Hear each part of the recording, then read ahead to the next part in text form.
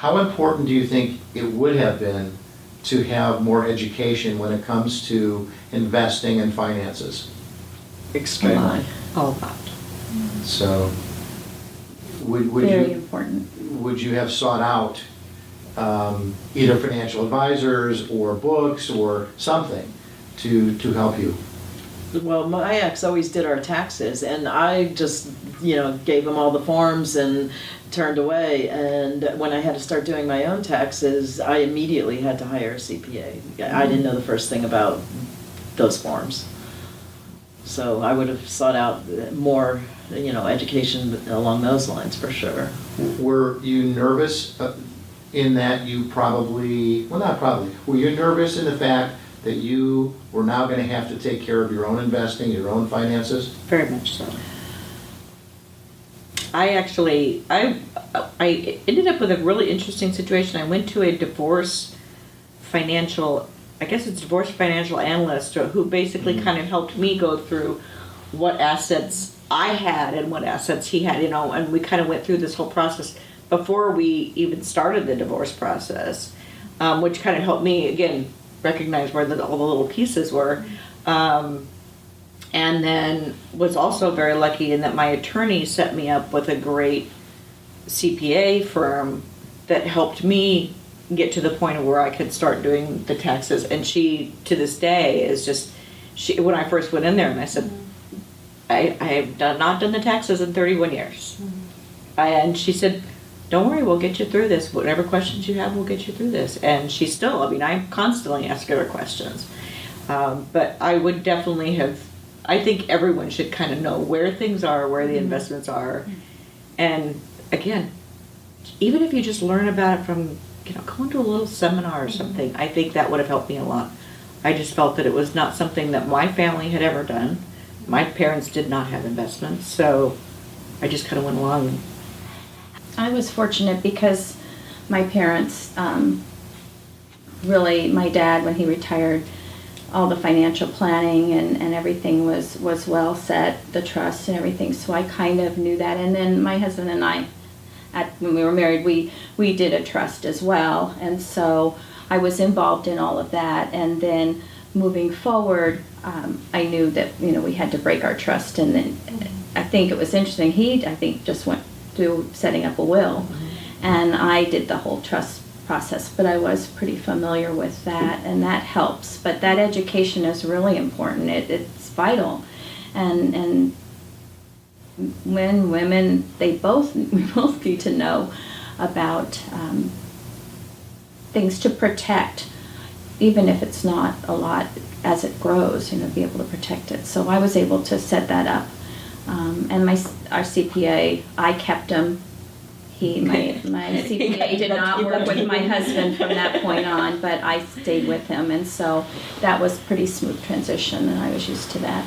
Well, as I said, I worked as a court reporter, so I witnessed a lot of divorces, through depositions. And so when it was time for us to start splitting up the assets that we did have, I said, we're not going to pay an attorney to do this for us, because he's just going to take, he or she or both of them will take, so much of our assets, the little of that what we did have. So we agreed to be, intelligent adults and sit down and work it out. And it took several years. But ultimately, we didn't hire attorneys. We did our divorce, we amicably and agreed and went before a judge in his chambers, and he signed off, and divorce was done. Yeah, we never went to court.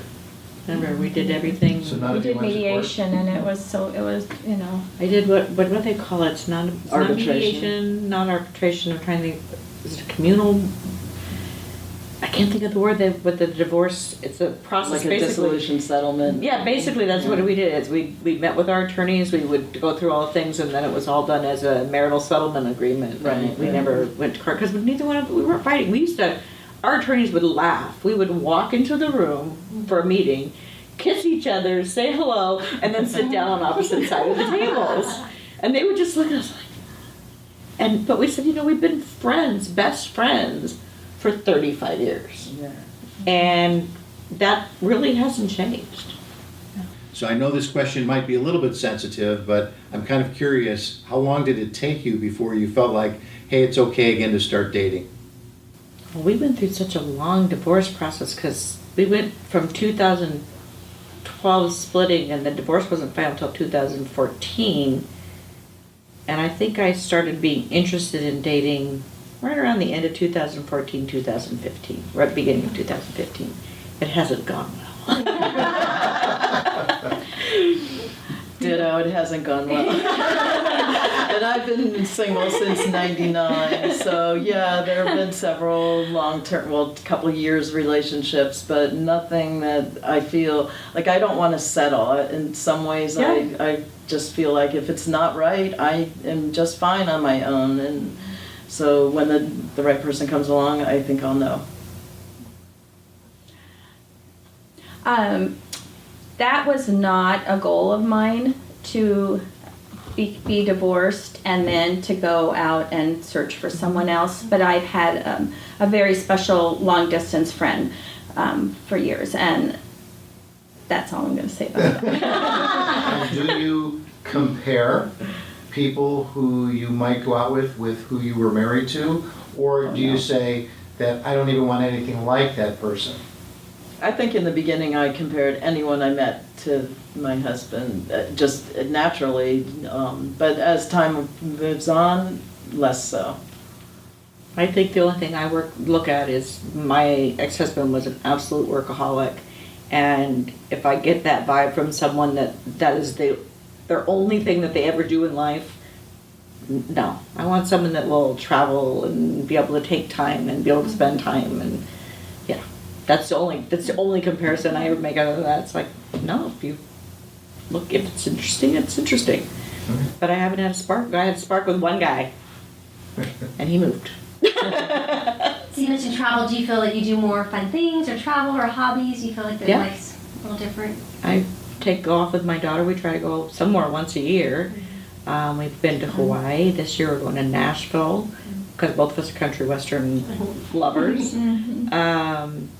But I take off and go when I want to, although I do have a dog that I have to worry about. But my roommates work with me on that. So. Right when we were splitting up, my oldest daughter was 14, and I took her on a trip individually, and then it became sort of the trend that when each of the other ones turned 14, they got their special trip with mom. So yeah, I did more traveling with them younger, and then we did some group things together. Then when I had my 50th birthday, my oldest daughter said, I want to take you on a trip. So then I recruited the other two, and the four of us went to Barcelona, which was really nice. So yeah, we like to get out and do stuff. How about you, Sherry? I've done quite a few cruises with friends. Again, I'm so blessed with friends that we did a Canada trip last year. There were four of us that went up to Victoria, and I also am very involved in care for my mother who lives close by. She's 93 years old, and my two sons they're adults, but they're very involved in my life, and I'm very involved in their life. And so the plates are pretty full, and they're still spinning in the air. I do look forward to a time where I can yeah, exactly. It hasn't happened, and that's why I think also that the idea of, entertaining even the whole dating thing or whatever is just, I like it the way it is because it's comfortable and safe. What did you learn about yourself from this experience? Lord.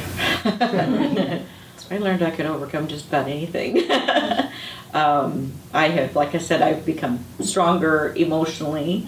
I don't doubt myself, and I'm a medical professional. I work for myself, but suddenly I had to just find this inner strength of not being the wife. I didn't have that other half that kind of held me together.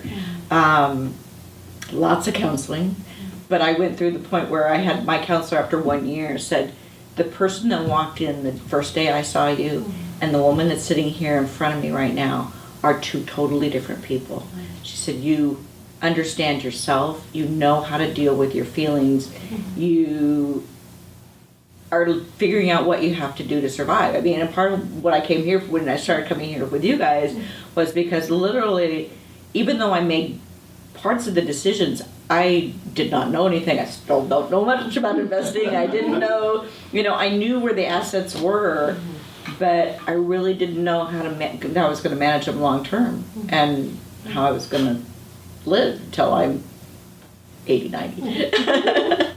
So is there any advice that you would give other women who are thinking about divorce, going through divorce, or recently been divorced? Be confident. You know you can do it, and I would say take charge of your own life, be independent and confident that, it will work. If they're thinking about doing it, then I would say, now is the time to really make some plans so that you're not on the other side going, gosh, I wish I had set this up different, or I wish I had thought about this before the fact. So that would be my biggest advice there. And for anyone who is going through it or just out of it, really to seek the advice, the counseling, the great financial advice that you guys give, to really empower and to feel like, this is going to be a new opportunity for a great life, not to try and take too much on at once, and one day at a time. Yep. And get through it with the help of friends and loved ones. And I would say, because we've all actually, obviously been through different where, we both recognize, you kind of knew you were growing apart and then blindsided.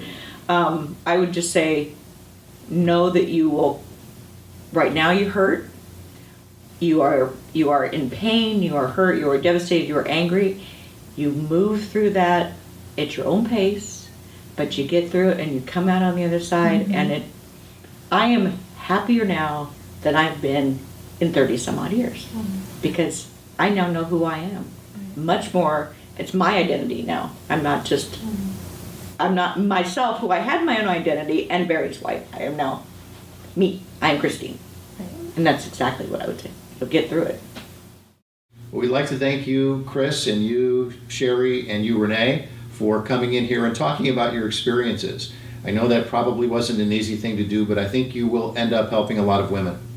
We want to be a resource to you, so please check us out on our website at savvyup.com. That's savvyup.com. And remember, knowledge is power. For successful investing, never stop learning, and savvy up!